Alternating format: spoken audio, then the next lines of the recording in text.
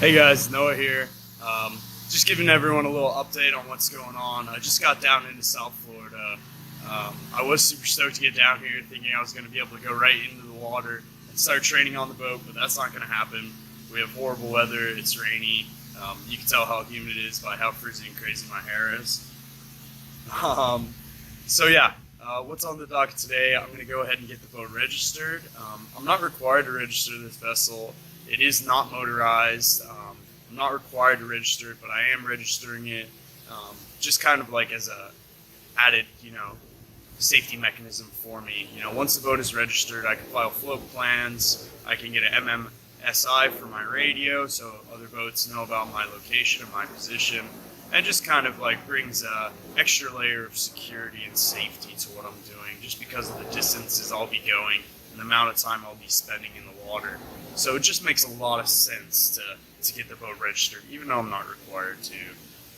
I've also decided on a name. There was a lot of deliberation about this, but I'm going to name her Social Distance. So that's going to be SB Social Distance for my call sign. Yeah, great name. I love it. I'm pretty stoked about it. A little bit of double entendre in there. We'll probably talk about that another time. But yeah, I will be definitely very well social distance on this boat. So, kind of a funny, cute name, a little bit tying into our times and what's going on right now. Got a ton of stuff to do to get this boat ready and, just taking the first steps now. As soon as this weather clears up a little bit, I'm definitely considering getting out on the water a little bit. We're going to start training on the boat. I'm thinking down in Biscayne Bay or up here near Fort Lauderdale, depending on conditions and what's going on. So we're waiting for the weather window. In the meantime, I'm getting the boat registered. I just got a Boat US membership, so that's going to cover any tows or assistance I might need out on the water. That's worthwhile. One tow might cost me $500 or $600. So if I need any assistance at all, and I use it once, it's paid for itself. I think I paid about $150 for the US membership, for the yearly membership there with Boat US. So it's really not too bad.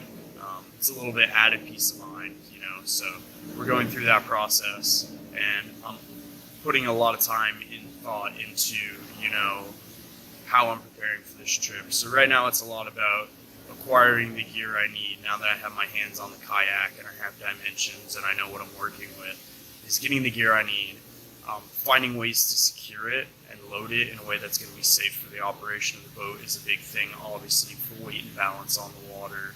And so with the Hobie Tandem Island, I do have a 600-pound capacity. So if I anticipate it's me and a passenger, we can estimate at like 200 pounds each. That leaves me about 200 pounds for food, water, gear, and emergency equipment and supplies.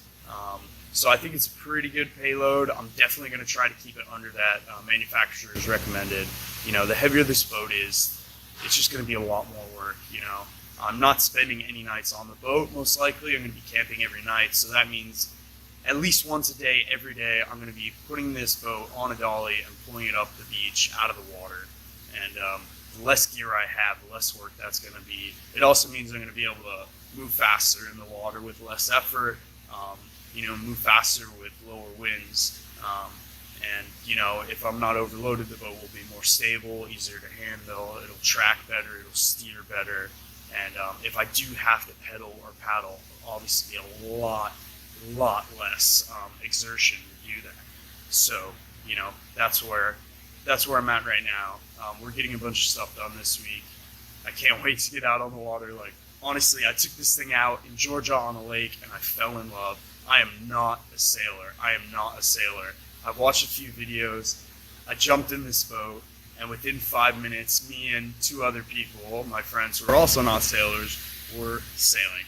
If I get stuck in irons, facing into the wind with no wind in my sail, I can easily just use that drive and power out of it and bring myself into the wind. Versus on a traditional sailboat, if you don't have a motor, it takes a lot more knowledge and skills to really get back into that wind. So this boat is amazing for that. It's got a really shallow draft. It's easy to use. It's literally perfect for what I'm doing. We're going to be here in South Florida training for the next 3 to 5 weeks and kind of waiting for this extended hurricane season that's been going on to get the kibosh. I'm waiting to put in at the start, which will be near Pensacola on the Florida-Alabama border, until there's no more tropical storms forming in the Atlantic. And that's kind of like, what I'm waiting for to start the trip. We've had this really weird, late hurricane season and all these storms. I definitely don't want to be on the Gulf in a 18-foot plastic boat when a tropical storm or hurricane is coming through. So in the meantime, we're down in South Florida. I'm going to be training on the boat with some friends. We're going to be getting some wicked footage for you guys to check out of me training on the boat and getting the boat ready. And we have a lot of really awesome content coming out soon. So stay tuned, check back in, and look forward to sharing more with you guys soon. All right, peace.